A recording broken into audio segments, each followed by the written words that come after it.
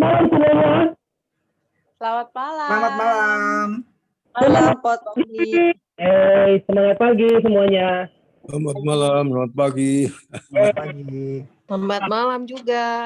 Nah, Selamat pagi semuanya. Selamat malam. Semuanya dalam keadaan sehat walaupun tadi kita sedikit agak shock terapi ya. Tadi saya temanin downline saya prospek di Jembatan 5, kemudian pulang harus meeting lagi prospek. Itu jalanan sudah agak jelas ya. Ada yang demo di sini, ada yang demo di sana. Kita harus muter jalan gitu ya. Semoga teman-teman tidak ada yang terjebak di jalan ya. Dan semua dalam keadaan selamat. Oke? Nah, malam ini kita tetap berjalan seperti biasanya. Walaupun di sana ada berbagai macam acara, kita juga bikin acara kita sendiri ya. Apalagi ditemani oleh dokter yang luar biasa ini. Jadi malam ini adalah perdana Zoom meeting kesehatan kita bersama seorang dokter luar biasa kita. Siapakah beliau? Nanti saya akan ceritakan sedikit sejarahnya gitu ya, atau biografi beliau gitu ya. Oke, malam ini kita akan adakan namanya seminar kesehatan, sebenarnya kayak siaran ulang ya. Kemarin kalau Selasa teman-teman datang, teman-teman bisa hadir yang namanya offline seminar ya. Hari ini adalah siaran ulangnya via Zoom meeting. Mungkin teman-teman kemarin sudah bisa hadir, hari ini bisa hadir bersama kami secara virtual ya.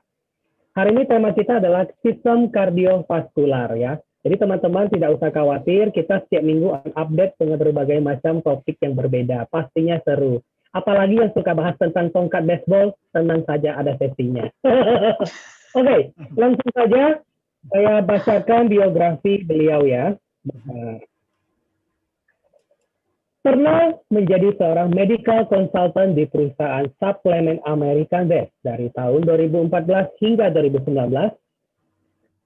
Pengajar di lembaga estetika atau kecantikan ya, medik dari tahun 2017 hingga saat ini.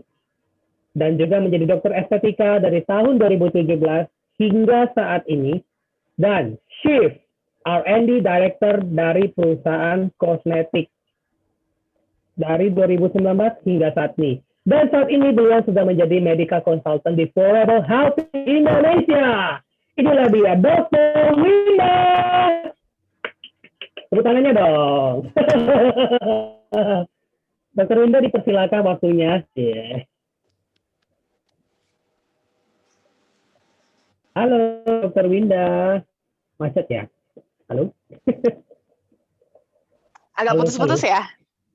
Iya, kayak agak macet-macet. Sudah jelas. Udah kedengaran. Siap.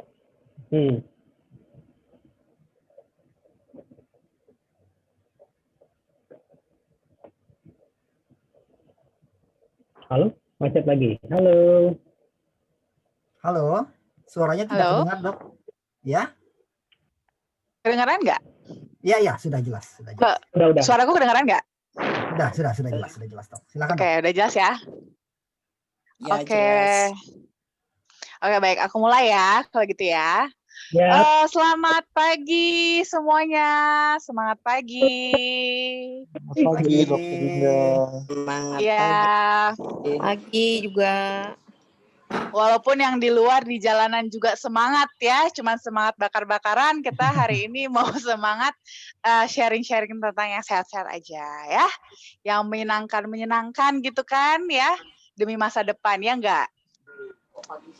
Yep. Oke. Nah, untuk kesempatan kali ini itu saya mau sharing tentang sistem kardiovaskular nih. Topiknya kali ini. Jadi ini terutama sih untuk teman-teman yang kemarin nggak sempat datang hari Selasa ke kantor, ini bisa dengerin di sini ya.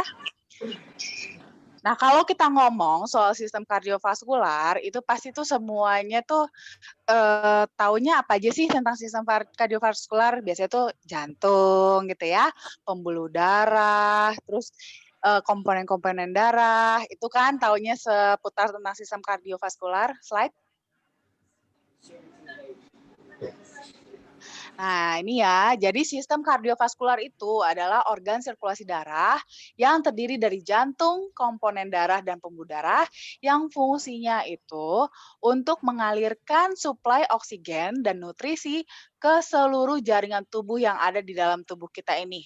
di mana nanti itu akan dipakai tuh oleh sel-sel di dalam tubuh kita untuk metabolisme, untuk menghasilkan energi, supaya kita bisa beraktivitas, bisa ya segala macam lah ya aktivitas masing-masing sel di dalam tubuh kita ini. Slide. Nah, ini tadi fungsi sistem kardiovaskular kita, itu kalau seandainya kita punya sistem kardiovaskular itu sehat, itu dia manfaatnya itu penting banget.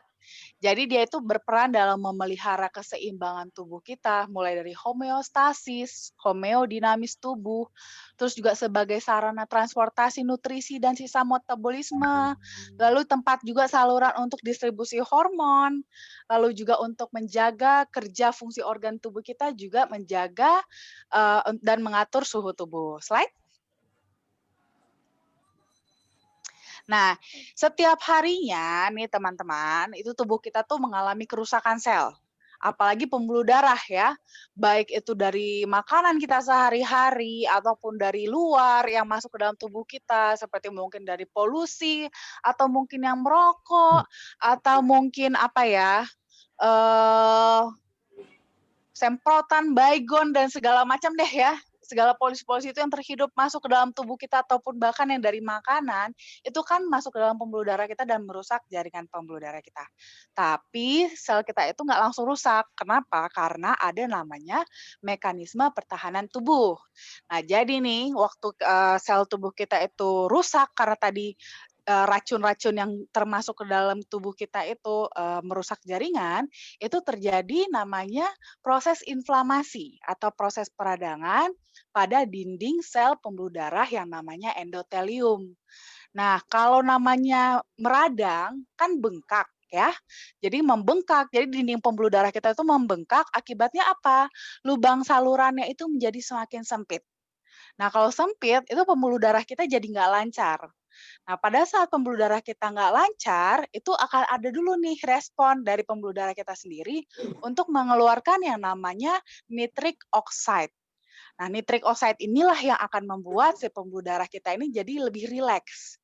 Lebih rileks pembuluh darahnya, jadinya pembuluh darahnya itu bisa jadi lebih besar lagi. Lubangnya itu bisa membesar, otomatis kalau lubangnya membesar, itu alirannya bisa semakin banyak. Kalau alirannya lebih banyak, otomatis suplai tadi, suplai darah, suplai oksigen, suplai makanan ke dalam sel-sel kita jadi tercukupi.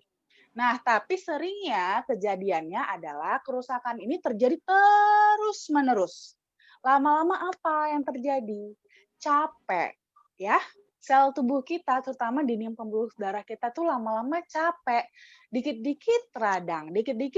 Akhirnya apa? Dia kecapean, akhirnya terjadilah namanya disfungsi endotelium. Disitulah pada saat sudah terjadi nih disfungsi endotelium, dia nggak mampu lagi memproduksi yang namanya nitric oxide. Tidak mampu memproduksi nitric oxide, otomatis pembuluh darah kita jadi akan tetap sorry, maaf Bu, bisa dikerasin nggak sedikit? Udah cukup keras nggak? Sudah cukup keras? Oke, udah cukup keras ya.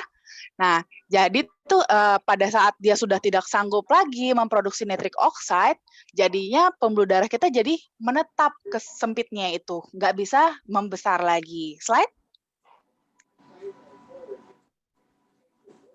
Nah, ini dia prosesnya ya. Kalau yang bisa kelihatan tuh gambarnya.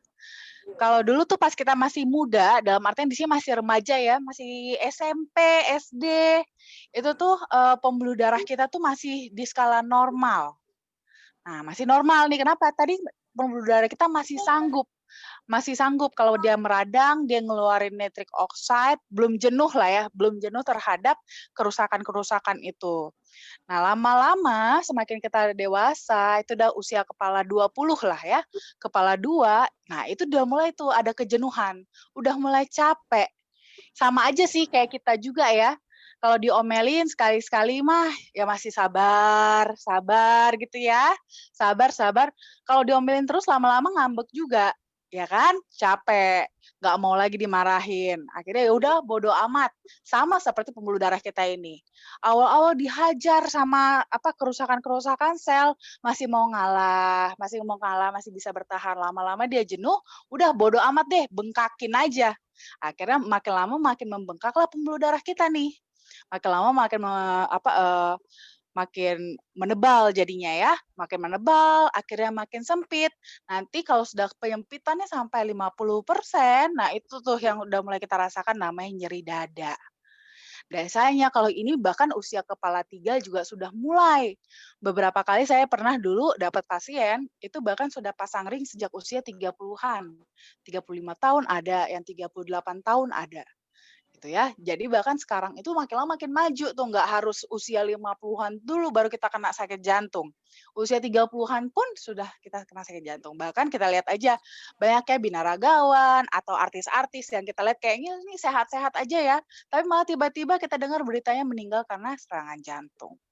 Nah, karena ini ternyata di pembuluh darahnya itu sebenarnya sudah banyak yang sudah menebal dan akhirnya menyempit salurannya dan itu sudah lebih dari 50%. Sampai di mana ada fase tertentu, contohnya kayak tadi ya, yang meninggal mendadak itu mungkin dia pada saat berolahraga, tekanan darahnya tinggi, itu aliran darah yang deras menghajar pembuluh darah yang sempit tadi. Akhirnya apa? Pecah. Sama seperti contohnya kayak apa ya, kalau kita nih lagi nyiram umpamanya itu di lantai seperti ada kerak-kerak tanah yang nempel, terus kita siram pakai selang air. Kita siram pakai selang air, kita jepit kan? Kita jepit selangnya, airnya jadi kencang, itu kita arahkan ke kerak-kerak yang ada di lantai tadi, itu keraknya bisa lepas. Sama halnya seperti di pembuluh darah kita. Itu seperti itu juga. Nah, pada saat lepas, bedanya kalau pada pembuluh darah kita, pada saat dia lepas dan ikut aliran darah, dia itu bisa berpotensi untuk menyumbat di pembuluh darah yang kecil. Which is itu kalau seandainya terjadinya di jantung, itu bisa menyebabkan serangan jantung. Kalau terjadinya di otak, bisa menyebabkan stroke. Begitu juga di tempat lain juga bisa ya, dimanapun yang bisa pembuluh darahnya lebih kecil itu berpotensi untuk tersumbat di sana. Bahkan yang paling parah itu bisa menjadi sudden death atau mati mendadak gitu ya. Next.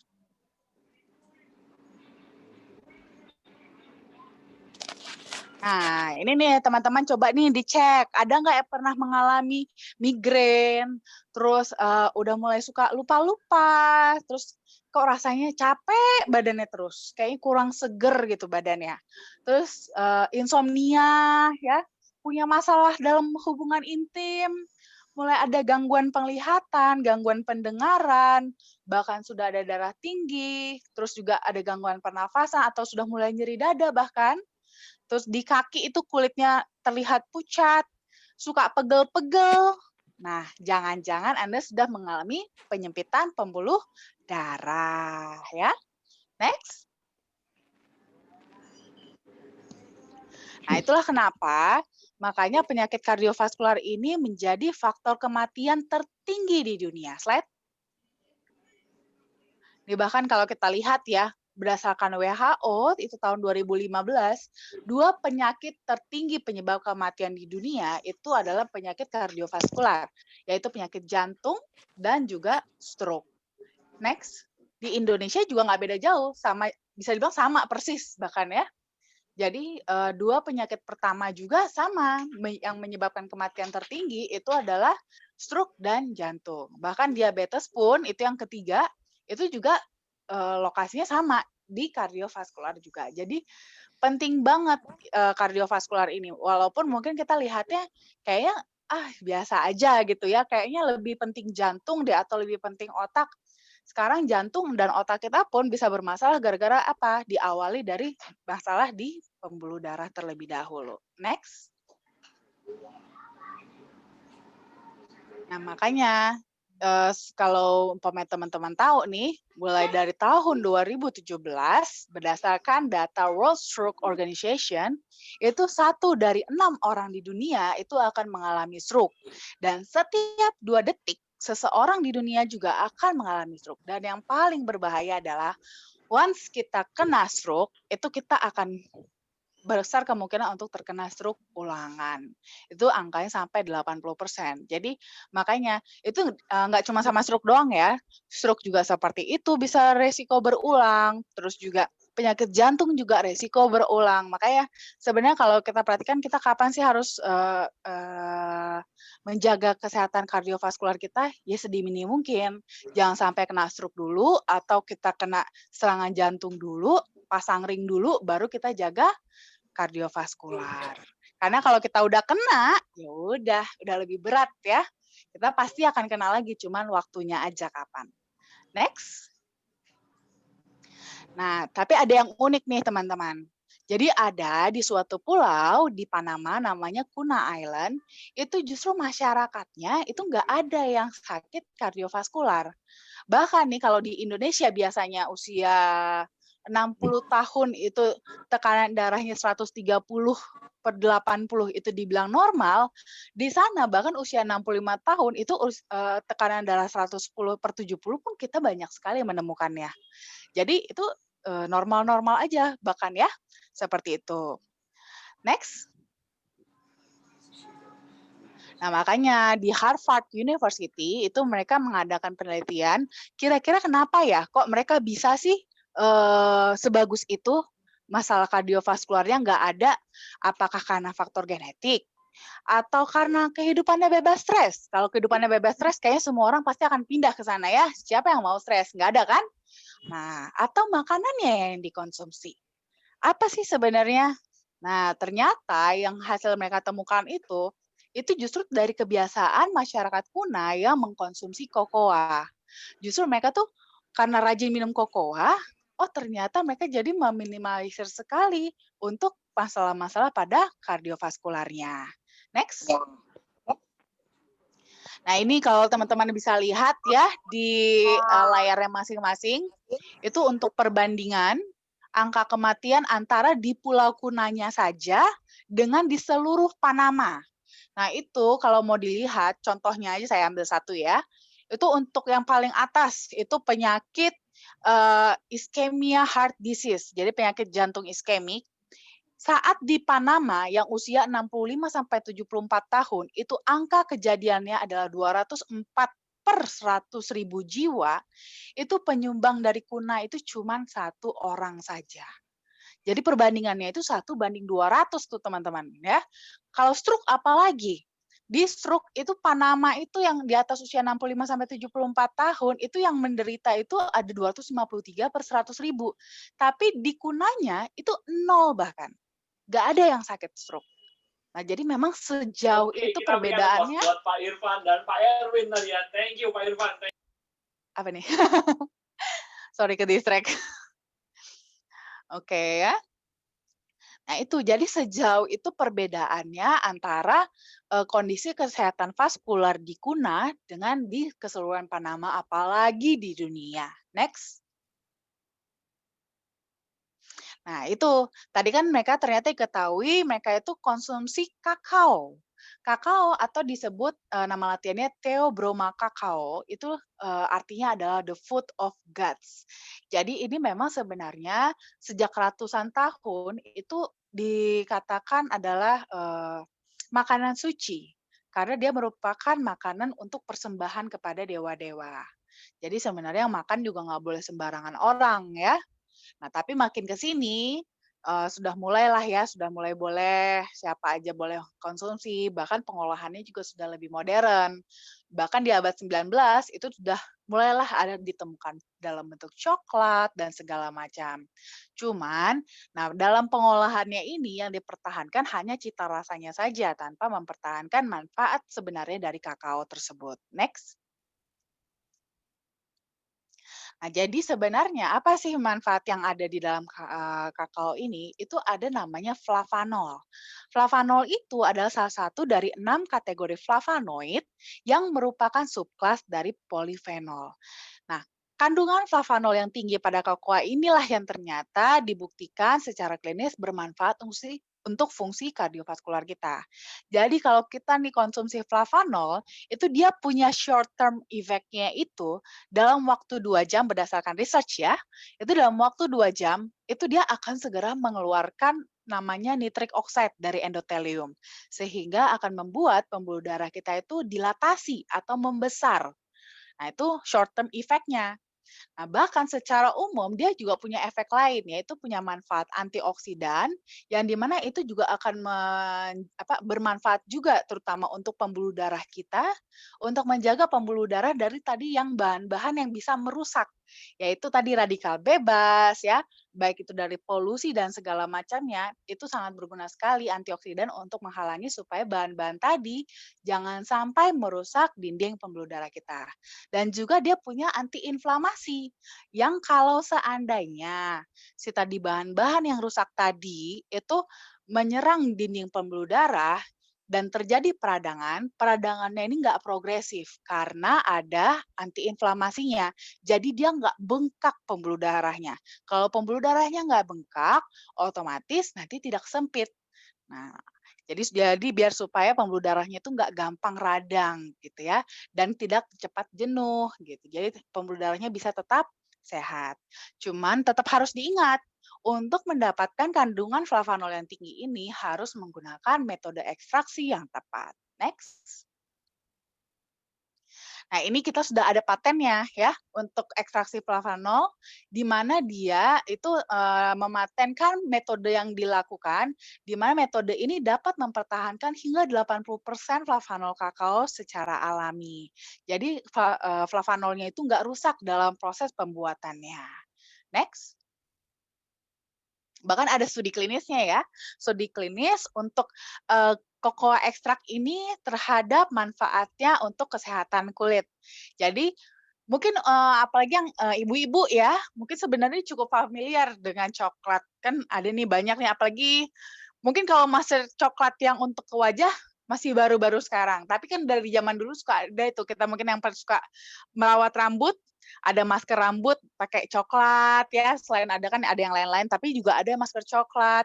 Nah, itu karena apa? Karena ternyata coklat ini bisa memperbaiki struktur, ya, struktur kulit, struktur batang rambut, dapat meningkatkan elastisitas, mengurangi garis halus, dan juga meningkatkan kelembaban kulit. Next. Nah, bahkan kokoa polifenolnya ini juga karena dia tadi punya manfaat antiinflamasi dan antioksidan, dia juga berperan dalam menjaga progresivitas dari pembesaran prostat. Nah, ini nih terutama yang buat bapak-bapak ya. Jadi kalau bapak-bapak itu tuh memang pasti akan mengalami namanya pembesaran prostat. Jadi pembesaran prostat itu faktanya adalah usia 65 tahun ke atas itu 95%-nya itu akan mengalami pembesaran prostat. Sama, jadi prostat itu tuh seperti menopause pada wanita. Jadi memang pasti akan pembesaran prostat sih. Cuma sekarang yang dijaga adalah jangan sampai pembesaran prostat ini itu mengganggu kesehatan tubuh bagian yang lain atau lebih parah lagi bisa berubah menjadi kanker prostat. Nah, ternyata diteliti kokoa polifenol ini itu dapat menahan progresivitas pembesarannya supaya jangan terlalu cepat besar sehingga bisa menekan nanti organ-organ lain dan mengganggu kerja organ-organ lain. Terutama yang paling sering adalah organ urinari ya, perkemihan. Jadi supaya tidak menekan saluran kencing dan juga tidak menekan kandung kemih. Jadi makanya biasanya tanda-tandanya kan kalau yang bapak-bapak kalau udah mulai pembesaran prostat bawaannya dikit-dikit kencing. Nah, itu hati-hati, itu tanda-tandanya sudah mulai pembesaran prostat. Nah, supaya biar jangan terlalu cepat pembesaran prostatnya, salah satunya bisa dengan kokoa polifenol ini.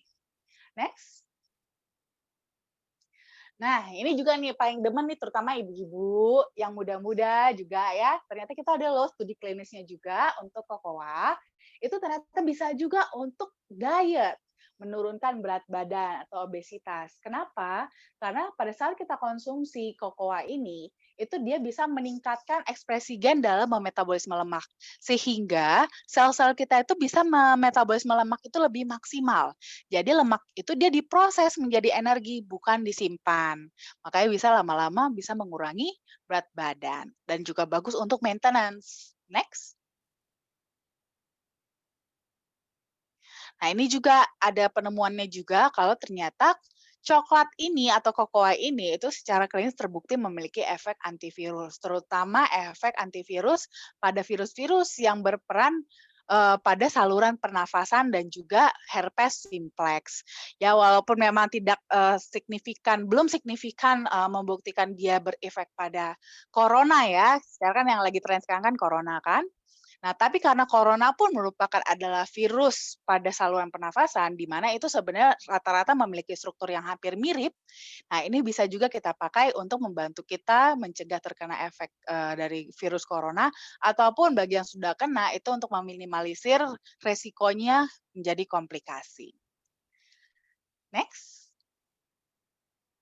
Nah, ini bahkan kita juga sudah ada ya mendapatkan klaim manfaat produk yang telah diakui oleh EFSA atau European Food Safety Authority, di mana di sini cocoa flavanol itu sudah diakui dapat membantu memelihara elastisitas pembuluh darah dan juga berkontribusi untuk mendapatkan aliran darah yang normal. Jadi memang sudah diakui ya, di Eropa juga diakui karena memang kebetulan ini produknya dari Eropa. Jadi kita dapat pertama itu dia klaimnya dari EFSA juga gitu. Next. Nah, ini dia ya. Jadi kita ada produk kita yang terbaru adalah flavanol dari FHI atau For Health Indonesia, di mana kita menggunakan 80% cocoa flavanol dari ekstrak biji kakao. Nah, untuk konsumsinya itu kita untuk yang maintenance supaya jangan sampai sakit, itu kita bisa konsumsinya itu cukup 5 gram sehari untuk mencukupi kebutuhan tubuh akan flavanol. Tapi bagi teman-teman yang mungkin memang sudah punya resiko tinggi, contoh ada hipertensi, lalu memang ada kolesterol tinggi, atau bahkan ada riwayat penyakit jantung, ada riwayat stroke, itu boleh mengkonsumsinya lebih banyak. Ya, bisa sampai 2-3 takaran sehari. Itu boleh disesuaikan saja dengan kebutuhan sehari-hari. Itu dia. Oke. Thank you. Oke, Bapak Ibu sekalian, teman-teman, seperti biasanya kalau mau bertanya silakan ya. Jadi seperti aturan main kita ya. Kali ini sportif ya. Kalau teman-teman mau bertanya, tolong kameranya dinyalakan. Kalau enggak, saya tidak akan berikan izin pertanyaan ya. Atau teman-teman bisa juga ketik di kolom chat, oke? Karena apa? Karena ini adalah seminar kesehatan, maka kita harus saling kenal ya.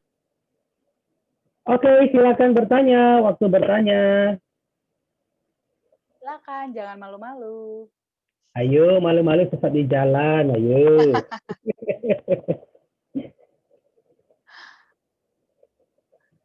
Kemarin Selasa offline ya, itu pesertanya sekitar belasan. Tapi sangat luar biasa ya, aktif banget bertanya. Hingga Iya. lebih kali ya dok ya, ada kali ya dok ya. Oh, banyak kemarin langsung hot semua berebutan dan angkat tangan ya. Betul banget. Bahkan berulang-ulang. Iya. Ya, jadi teman-teman jangan kalah dong di sini. Hari ini nggak mau bertanya, nggak apa-apa. Silakan. Kalau malu nyalain kamera. Saya boleh bertanya? Oke, boleh, siapa? boleh. Ya, perkenalkan saya Yosef ya. Siapa? Yosef, saya masih baru pertama ini ikut Zoom. Oke, silakan Pak Yosef, welcome. Welcome ya. Jadi begini, pertanyaan saya mengenai produk ya, karena saya fokus biasanya sih kalau di gini saya suka fokusnya ke produk ya. Oke, Pak Yosef. Nah, pertanyaan saya adalah produk ini kan coklat murni ya. Yes. Ya. Dan tentu rasanya pahit dong ya. Yes, betul. Pahit dan apa bisa kan ya biasanya kita kan senangnya yang manis-manis ya gitu ya. Dan apakah itu masih bisa dikonsumsi ya karena kita tahu dark coklat itu kan banyak dijual, ada Van Houten dan yang lain-lain juga jual dark coklat ya. Nah itu bagaimana nih kalau kita ingin memasarkan, orang memikirkan coklat wah manis di image-nya ya, di mindset orang. Tapi ketika ditawarkan yang coklat ya taruhlah mungkin segudang manfaatnya.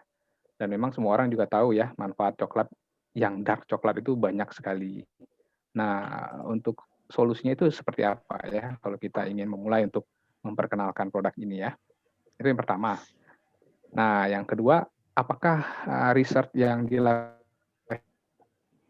Sorry Pak, suaranya hilang Pak. Halo. Halo Pak. Halo. Yang kedua pertanyaan saya adalah, halo. Ya, udah kedengaran Pak. Kedengaran, Pak? Udah. Ya. Apakah riset yang dilakukan oleh kayak tadi ada dari dokter mana itu ya berkaitan dengan produk yang ada di flavonoid nggak? Apa ya di produk apa nama produknya? Flavanol. Flavanol ini ada Flav- hubungannya nggak? Atau Flavanol. itu hanya sekedar general semua coklat gitu? Semua produk coklat ya? Mungkin 2 itu dulu. Oke. Ya. Oke, kalau untuk yang jawaban yang pertama, itu sebenarnya sih boleh banget dicampur dengan apa aja, yang dimana yang penting enaknya aja, mau dikonsumsinya seperti apa boleh, mau ditambahin gula boleh, mau ditambahkan susu boleh ya. Yang penting di sini mungkin yang lebih perlu diperhatikan adalah cara kita mengolahnya sih. Jadi untuk menjaga supaya kualitas flavanolnya tidak jadi menurun, itu cara pengolahannya dia jangan lebih dari suhu 80 derajat. Nah, paling lebih ke situ aja. Jadi airnya untuk kita seduh itu di bawah 80 derajat. Jadi jangan dimasak. Kadang-kadang kemarin ada juga pertanyaannya, Dok kalau ini dimasukin ke dalam kue bisa nggak? Kalau kue kan biasanya di baking ya, itu nggak bisa. Jadi mungkin boleh kita jadikan toppingnya saja. Nah, kalau dicampur sama susu boleh nggak Dok? Boleh, silakan. Tambah ke susu, ditambah ke jus, boleh ya. Tapi Asalkan yang penting dia tidak lebih suhunya dari 80 derajat. oh gitu ya. Tapi Iya. kalau gula nggak perlu lah ya, nggak perlu campur gula ya. Kalau mau campur sebenarnya nggak ada masalah sih. Dia tidak akan merusak, tidak akan Struktur mengganggu dari fungsi flavonoidnya tidak. flavonoidnya Tapi ya. memang akan menambah kadar kalori di dalamnya jadinya. Jadi lebih ke menambah aja sih. Tapi kalau merusak atau mengurangi flavonoidnya sih tidak. Tapi kalau pahit aja gitu dicampur air masih bisa dikonsumsi nggak ya? Sejujurnya secara pribadi saya juga nggak suka pahit, Pak. Tapi saya masih bisa mengkonsumsi sih. Masih ya? Ada aroma Iya. coklatnya biasanya enak banget kalau ada Ada. aroma coklatnya gitu. Ada ya? Dia aroma coklatnya tuh dapat banget. Cuman memang rasanya pahit. Tapi kalau saya pribadi masih bisa karena menurut saya tidak sampai sepahit kopi pahit ya. Kalau kopi pahit saya pribadi soalnya nggak bisa juga. Tapi kalau ini saya masih acceptable sama saya. Oh gitu ya. Iya. Tapi kalau untuk treatment kayak pengobatan gitu, apakah cukup sehari sekali 5 gram itu atau mungkin perlu lebih banyak ya? Dosis? Kalau bisa sih lebih banyak kalau memang kita sudah punya resiko. Jadi kalau memang, karena kan berarti kan kalau seandainya kita sudah sampai sakit, contohnya ya sakit-sakit kardiovaskular, itu kan artinya kan kondisi pembuluh darah kita memang sudah parah. Nah itu memang kita pasti kemungkinan besar pasti butuhnya lebih banyak sih dibandingkan yang standar ya. Jadi itu kalau ada jurnalnya. Memang kebutuhan kalau kita memang untuk yang lebih ke treatment lah bisa dibilang seperti itu, kebutuhan kita itu bisa sampai 918 gram flavanol. Ya. Oh gitu ya. Jadi itu kurang lebih memang sekitar 2 sampai 3 takar. 2 sampai 3 takar ya per hari ya? Ya, per hari. Oh oke. Nah terus yang tadi ya, maksud saya ada korelasinya nggak ya? Ya, kalau dari yang penelitian itu dia penelitian bukan terhadap coklat tapi terhadap flavanol. Karena itu sebenarnya 2 hal yang berbeda ya. Tidak semua coklat itu masih ada kandungan flavanolnya. Kalau coklat bisa macam-macam. Tapi kalau flavanol itu jadi memang dia penelitian yang spesifik terhadap kandungan tertentu. Jadi memang itu spesifik terhadap flavanolnya sih untuk penelitiannya. Oh gitu ya. Oke. Nah terus kalau sistem distribusinya nih, di sini bisa kayak online nggak? Kan kita sekarang kan mulai new normal ya. Jadi kita tidak bisa keluar kemana-mana. Nah kalau di sini apakah bisa sistem dropship, pengiriman, kalau ada orderan nanti perusahaan kirim? Ini mungkin lebih ke Pak Ferdi aja. Atau apa ya? Atau baru di sini. Oke, kalau gitu saya boleh bantu jawab ya, Dok. Begini Pak Yosep, untuk jalur distribusi kita sudah kita kan melalui sistem penjualan langsung, network marketing atau direct selling, Pak. Secara aturan perusahaan tidak memperbolehkan untuk menjual ini melalui marketplace, Pak, atau berjualan secara online. Begitu, Pak. Jadi hanya melalui one on one. Enggak, maksud saya saya contohnya mau beli ke Forever Health itu seperti apa? Apakah saya harus datang ke kantornya? Apakah Oh, maksudnya itu? begitu. Nah, Ya, begini Pak. jalur Jalur distribusi dari Forever IT sendiri melalui distributor, Pak. Jadi mungkin kalau Pak Yosep datang ke Zoom meeting ini ada pengundangnya, disilahkan dihubungi pengundang Bapak untuk mendapatkan produk ini. enggak, kalau dari company sendiri gimana? Kan kalau saya ada beberapa yang saya tahu kan kita tinggal transfer ke rekening company, ya kan? Apakah via internet, nanti company langsung kirim gitu kan. Company pasti punya warehouse lah atau Oh iya, pasti Pak. Oke. Ya, kan dengan sistem digital. Tapi kalau ya bisa begitu Pak. Barang akan kami kirim dari warehouse company ya ke konsumen Bapak ya. Oh gitu. Ada minimal order atau bagaimana? Oh, tidak ada Pak. Tidak Satu ada ya. pouch juga bisa jadi. Oh oke. Jadi nanti saya sistem coba tanya ke distribusinya itu melalui jalur distributor. Misalkan Pak Yosep bergabung dengan kami menjadi distributor, berarti konsumen-konsumen Pak Yosep bisa langsung order ke kantor. Nanti Pak Yosep sebagai distributor atau sponsor akan mendapatkan komisi dari situ. Begitu Pak. Jalur distribusinya. Pokoknya yang handle company lah gitu ya, pengiriman. Company akan handle pengiriman Pak. Oh oke, sip Pak. Ya sementara itu ya. Ya, terima kasih Pak Yosep. Ya, sama-sama. Pertanyaan kedua, halo. Halo, ya ini kayaknya ada pertanyaan dari chat ya. Pak Tony, ini banyak pertanyaan di chat. Bukan, tadi Dr. Winda yang ada pertanyaan dulu dari Pak Yosef itu tentang yang apakah di riset itu loh ya. Benar nggak? Yang mana? Oh udah tadi udah dijawab. Ya, Udah dijawab Pak Tony. Ya. Siap, baik. Ini saya bantu bacakan aja pertanyaan dari yang kolom chat. Ini ada pertanyaan dari Bu Winda dan juga Pak Abdul ya. Ini saya samain aja karena berhubungan ya. Dok, dikonsumsi saat perut kosong dan saat ada menderita sakit lambung itu di usia 65 masih aman nggak sih? Gitu ya. Oke, jadi sebenarnya kalau dikonsumsi di saat perut kosong sih nggak masalah. Kalau seandainya memang kita tidak ada masalah pada pencernaan ya. Jadi mungkin kalau untuk yang punya MAH itu boleh makan dulu. Karena walau bagaimanapun kan di dalam flavanol ini ada kandungan asamnya. Mungkin bisa jadi yang agak sensitif, agak lebih sensitif itu bisa jadi agak perih nantinya. Jadi mungkin boleh makan dulu, habis itu baru minum flavanol. Tapi kalau yang tidak ada masalah pada lambungnya itu boleh pada saat perut kosong juga boleh dikonsumsi. Gitu. Lalu paman yang lagi sakit lambung tapi bukan MAH bisa dikonsumsi enggak dan usianya udah 65 plus. Boleh. Boleh ya. Boleh dikonsumsi, ini memang bisa dikonsumsi sama siapa aja. Tua boleh, bahkan anak-anak juga boleh, yang penting bisa minumnya aja. Cuman kalau anak-anak biasanya maunya yang manis ya. Nah, jadi sebenarnya ini bisa sama siapa aja boleh konsumsi. Lagi sakit lambung juga kalaupun bukan MAH itu boleh aja. Yang pasti mungkin kalau untuk ada masalah dengan lambung baiknya sih setelah makan ya. Gitu. Oke, jelas ya. Ini ada pertanyaan berikut dari Ibu Asni dan Pak Dodi. Dok, saya mau bertanya, kalau ujung jari sering kesemutan, apakah itu tandanya ada masalah dengan kardiovaskular? Iya, betul sekali. Nah, itu dia seperti kemarin juga ya pas offline aku juga ada sempat ngomong, ciri-ciri kita apa sih sebenarnya yang tandai kita sudah mulai ada penyempitan pembuluh darah gitu ya. Yang paling sederhana adalah kita suka nggak sih kesemutan, badan pegal-pegal. Nah, biasanya kalau umpamanya kita ada merasakan itu, kemungkinan besar kita ada masalah kardiovaskular. Walaupun mungkin belum terlalu berefek yang berat ya, seperti nyeri dada gitu belum, atau sampai yang stroke belum. Tapi kita udah punya masalah kardiovaskular gitu.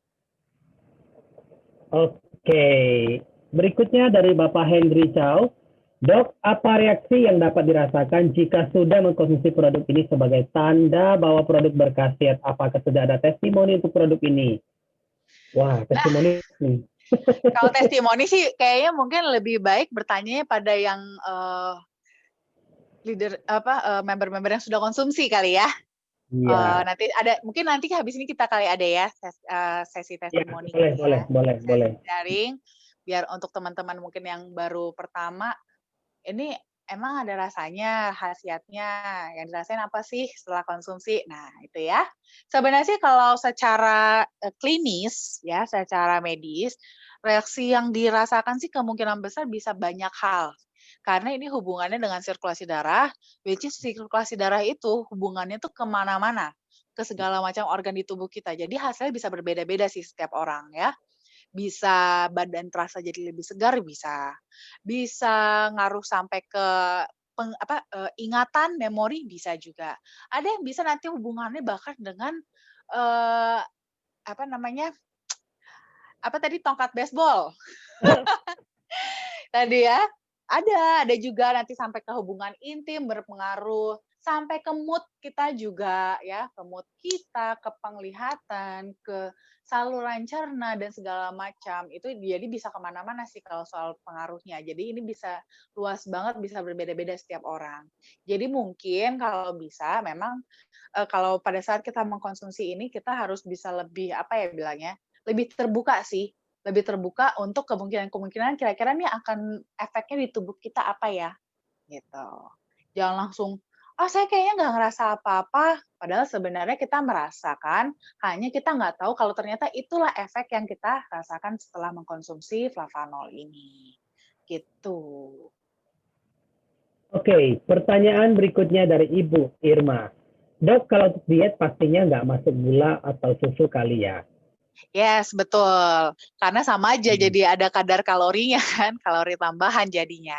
Jadi kalau seandainya memang untuk kebutuhannya diet, kalau bisa sih jangan ya, jangan pakai gula, jangan pakai susu, jadi flavanol murni aja. Berarti udah terjawab ya. Pertanyaan berikutnya dari Pak Sahrizal. Dokter, apakah produk ini bisa berfungsi untuk masker wajah? Tadi udah dijelasin kayaknya ya. Of course, ya. Bisa banget untuk masker wajah ya. Jadi selain bisa kita minum, bisa kita encerin sedikit jadi agak sedikit lebih kental, itu kita pakai di wajah bisa, buat di rambut juga biar rambutnya bisa lebih halus, lebih lembut, lebih lemes, itu juga bisa juga, jadi lebih sehat, itu bisa. Gitu. Oke, berikutnya dari Ibu Novi. Apakah ada batas maksimal konsumsi dalam perharinya? Nah, kalau maksimal kalau secara apa ya bilangnya, secara research kita nggak ada batas maksimal penggunaan dalam sehari. Jadi sebenarnya sih bebas-bebas saja. Cuman memang pada dasarnya ya kalau dia melebihi kebutuhan tubuh kita dalam sehari, ya dia nanti kelebihannya akan dibuang, itu aja sih. Jadi sih sebenarnya batas maksimalnya nggak ada. Sip. Dari Ibu Asdi dan Pak Dodi lagi, Dok, teman saya yang gula darahnya sangat sedang tinggi nih, berasa lemas. Apakah dengan mengkonsumsi cocoa flavanol ini bisa menambah tenaganya agar lebih kuat? Nah, kalau ini bisa. Kenapa? Karena tadi juga berdasarkan hasil research, jadi cocoa flavanol ini kan dia bisa meningkatkan metabolisme sel. Jadi metabolisme sel inilah yang akan menghasilkan energi. Jadi bisa lebih bertenaga, tapi tetap ya obat gulanya jangan dilepas. Jadi dikombin antara obat gulanya dengan cocoa flavanol. Gitu. Oh, ini mungkin saya sedikit tanya dok ya, karena mami Ya. saya juga hebat ya.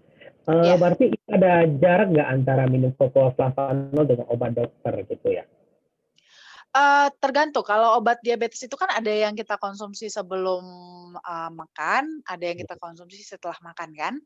Nah, Ya. jadi sebenarnya sih tergantung yang mana. Jadi kalau yang kita konsumsi yang sebelum makan kan otomatis sih pasti biasanya akan ada jarak jadinya konsumsinya dengan flavanolnya. Karena kan setelah kita minum obat dulu, habis itu baru makan, baru habis itu minum flavanol. Jadi otomatis sudah ada jarak ya. Jadi tapi kalau untuk yang kita minumnya setelah makan, mungkin boleh sih kita kasih jarak, seenggaknya setengah jam lah. Oke, berarti Gitu. sama dengan produk herbal pada umumnya ya dok ya? Ya, betul. Jadi ibaratnya kita kasih kesempatan salah satunya itu bekerja terlebih dahulu. Siap. Oke. Berikutnya yang dari Ibu Jenny, berapa lama efeknya setelah konsumsi satu pouch udah bisa terasa nggak ya? Nah, kalau ini mungkin juga sama ya. Mungkin boleh juga nanti ada beberapa ini dari yang testimoni juga nanti boleh share. Oke. Tapi memang kalau secara ini sih bisa beda-beda. Balik lagi sih ya, beda-beda. Secara research juga beda-beda hasilnya. Kenapa? Karena tadi setiap orang beda-beda penyempitannya. Berapa banyak penyempitan di dalam tubuhnya berbeda-beda. Seberapa sempit pembuluh darahnya juga berbeda-beda. Makanya memang efeknya pun berapa lamanya bisa berbeda-beda tergantung seberapa kotor, seberapa sempit pembuluh darahnya. Gitu. Oke, selanjutnya dari Ibu Lydia. Dokter, untuk yang sakit prostat kira-kira berapa lama ya pemakaian untuk penyembuhannya? Nah, ini juga jangan salah ya. Prostat tidak bisa sembuh. Sama seperti wanita tidak menopause, pasti akan menopause. Ya, jadi memang itu sudah kodratnya. Ya, tapi tadi lagi balik lagi seperti yang saya bilang. Jadi masalahnya itu bukan jangan sampai pembesaran prostat, tapi jangan sampai si pembesaran prostat ini sampai menekan organ lain gitu. Jadi jangan sampai dia menekan ke dinding menekan ke kandung kemih, jangan sampai dia menekan saluran kencing, sebenarnya ke sana sehingga jadi mengganggu. Selama dia tidak menekan ke sana, tidak terlalu besar, itu tidak masalah prostat itu, gitu. Jadi sebenarnya kalau ditanya sembuhnya sih enggak, tidak akan sembuh, ya. Tapi bisa dipertahankan ukurannya supaya tidak membesar, bisa. Itulah yang kita kontrol. Ya, kita kontrol progres kita kontrol progresnya itu jangan sampai terlalu cepat, lebih ke situ, gitu. Oke, siap. Oke, masih ada pertanyaan lain dari Bapak Ibu? Itu ada. Bu Ada. Novi. Bu Novi, oke. Dokter, saya penderita stroke. Benar ya? Berapa gram yang bagus untuk saya konsumsi agar tidak terbuang percuma kalau kebanyakan konsumsi? Nah, kalau untuk penderita stroke, Ibu Novi, itu boleh konsumsinya itu 2-3 takar. Itu sih konsumsi berdasarkan hasil research kita yang tertinggi itu adalah 2-3 takar. Nah, jadi supaya nggak berlebihan banget dan jadi nggak kebuang itu ideal sih 2-3 takar ya. Nah, oke, berarti sudah jelas ya teman-teman ya. Selanjutnya dari Ibu Rina Tanjung, dokter, apakah boleh mengkonsumsi flavanol ini sehabis melahirkan atau ibu menyusui? Boleh banget. Justru apalagi kalau untuk yang ibu menyusui ya, itu bisa memperlancar ASI. Karena aliran darahnya jadi lebih bagus. Terus kalau ibu hamil gimana, Dok? Kalau ibu hamil, nah mungkin yang perlu diperhatikan lebih ke ibu hamil sih. Yes. Ya, ibu hamil itu sebenarnya kalau ibu hamil karena dia ada dilatasi pembuluh darah, justru lebih harus hati-hati kalau ibu hamil. Kalau ibu menyusui sih aman-aman aja, nggak ada masalah. Justru lebih ke ibu hamil ya. Ibu hamil karena kita harus antisipasi jangan sampai pembuluh darahnya jadi terlalu terbuka, itu justru malah nggak aman nanti sama sama janinnya. Jadi mungkin sih kalau untuk yang ibu hamil sih saya untuk amannya sih jangan dulu untuk ibu hamil, tapi ibu menyusui boleh, nggak apa-apa. Oke, berarti sudah terjawab dengan jelas ya. Apakah ada pertanyaan berikutnya? Kalau ada, boleh langsung ngomong. Oh, ini ada dari Pak Firman. Dokter, apakah boleh konsumsi coklat flavanol untuk penderita ginjal? Nah, ini sebenarnya sih boleh. Ya, justru boleh untuk penderita ginjal. Kenapa? Karena justru biasanya penderita ginjal itu, dia itu justru tekanan darahnya cenderung tinggi. Nah, cenderung tinggi justru sebenarnya biar bisa bantu untuk tekanan darahnya lebih stabil, itu boleh konsumsi flavanol. Cuman dengan catatan ya, dengan catatan kalau untuk penderita ginjal ini belum ada dibatasi asupan cairan. itu boleh, masih boleh konsumsi flavanol. Kalau seandainya dia sudah ada pembatasan asupan cairan, ya memang lebih kita prioritaskan lebih ke minum air putih ya, gitu. Atau kalau mau konsumsi flavanolnya nggak dikasih air, serbuknya aja langsung diminum. Oke, berarti udah terjawab ya Pak Firman ya. Kemudian ini ada 3 pertanyaan terakhir nih teman-teman, kalau mau bertanya boleh sebelum kita lanjut ke Tony, Ya, halo Pak Yomil. pertanyaan dari Pak Waluya nih, dia angkat tangan dari tadi. Oh, oke. Pak Waluya silakan Pak, dipersilakan Pak. Terbaca di bawah Pak, dokter untuk meningkatkan stamina pria itu. Apa nih? Nggak kelihatan ya. Dok, untuk meningkatkan stamina pria. Untuk meningkatkan pria. Ini nggak kelihatan soalnya. Iya, ini Dok untuk meningkatkan stamina pria. Boleh diketik aja nggak Pak? Atau di voice saja langsung ya? Karena di sini nggak kebaca semua. Sepertinya ketiknya bukan di chat ya, tapi di profile. Ya. Nama profilnya ya Pak? Iya. Pak siapa ini ya tadi ya? Pak Waluya. Pak Waluya boleh dibantu untuk langsung unmute aja atau diketik di kolom chat ya Pak.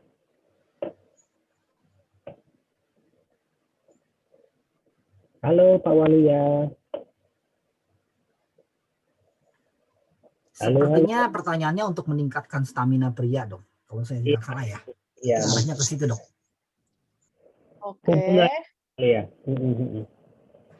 Oke, kalau untuk meningkatkan stamina pria itu bisa juga karena kan memang apalagi kalau untuk stamina pria itu hubungannya dengan sirkulasi darah juga.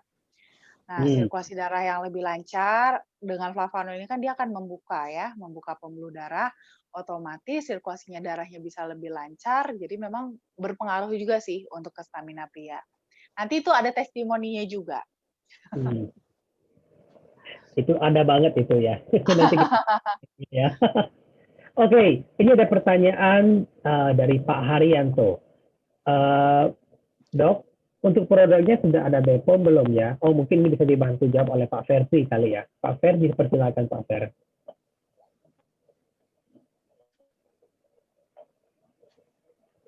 Pak Fer, unmute dulu Pak Fer. Unmute dulu. Ya, maaf. Ya, Pak Haryanto, mungkin untuk untuk BPOM kita masih dalam proses memang. Jadi kita harapkan beberapa minggu lagi bisa keluar kita nomor BPOM-nya. Sampai saat ini kita sudah sampai tahap ketiga, Pak. Ya, jadi sebentar lagi mudah-mudahan kita akan keluar BPOM-nya. Jadi sampai saat ini kita masih memberikan sampel-sampel produk untuk dicoba. Oke, terima kasih Pak. Oke. Thank you.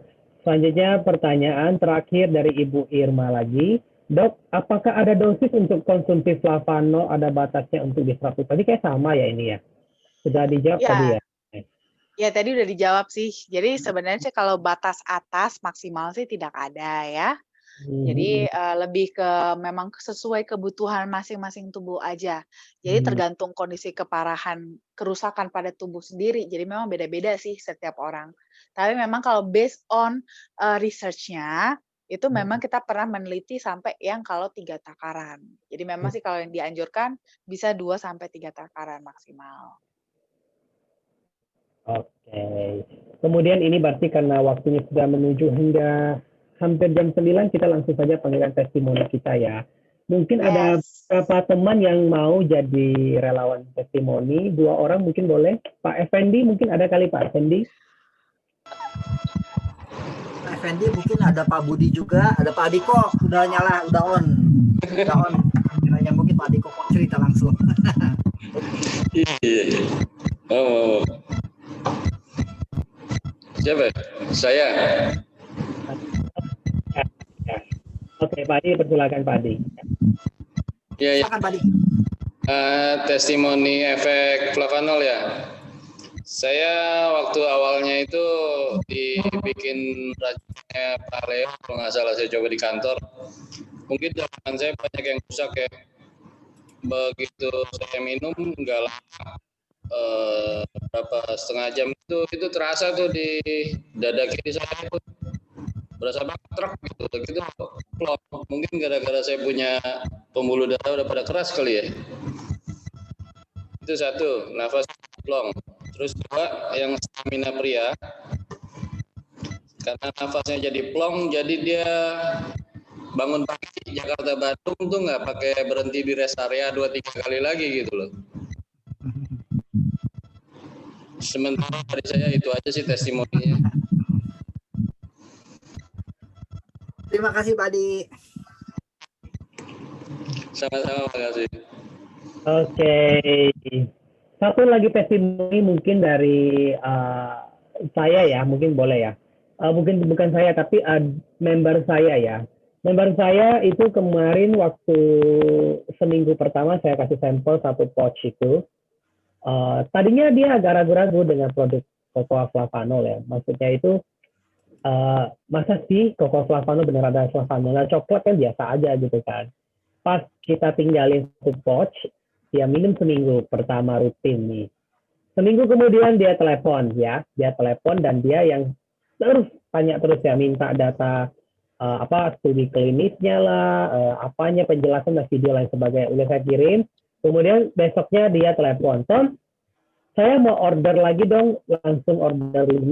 Kenapa nih kok gitu kan? Ini saya rasanya agak entah perasaan saya atau gimana, katanya apa benar efeknya setelah saya minum ini buang terus, maksudnya ke belakang terus gitu ya. Ini normal nggak sih? Oh itu normal, itu efek detox ya, ataupun efek setelah minum herbal gitu biasa itu ya. Tapi istri saya bilang perut saya sudah mengecil nih. Ya yang saya rasakan itu ya waktu dulu kan saya susah nih untuk jongkok nih karena perutnya agak besar gitu ya. Kemudian sekarang saya bisa jongkok nih, agak enak kan, bisa fleksibel kan. Mungkin itu saja sih yang dirasakan oleh beliau ya. Jadi beliau bilang produk ini bagus banget. Hingga saat ini terus konsumsi 2-3 kali sehari. Berarti 10-15 gram per day ya. Oke, itu aja teman-teman ya. Oke. Kalau Terima kasih Pak Tony. Ya, apakah pengumuman Pak Fer? Sebelumnya apakah ada tambahan, mungkin ada closing statement dari Pak Hendra atau Pak Yomil? Oh iya. Boleh. Pak Yomil. Pak Hendra atau Pak Yomil? Pak Hendra? Yes, Pak. Mungkin Pak Hendra dulu kali. Oke. Dipersilakan Pak. Diambil dulu Pak. Pak Yomil aja nggak apa-apa. Pak Yomil silakan Pak. ini sebentar nih. Saya mau izin kalau gitu Pak.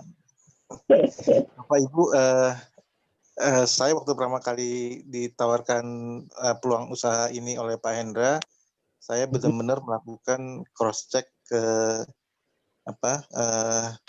flavanol gitu ya. Saya benar-benar cari informasi mengenai flavanol dan ternyata flavanol ini penelitiannya banyak, diteliti oleh banyak lembaga-lembaga research di dunia, di Eropa dan di Amerika, juga beberapa universitas besar di dunia melakukan research mengenai flavanol. Dan itu videonya banyak, referensinya banyak, uji klinisnya banyak.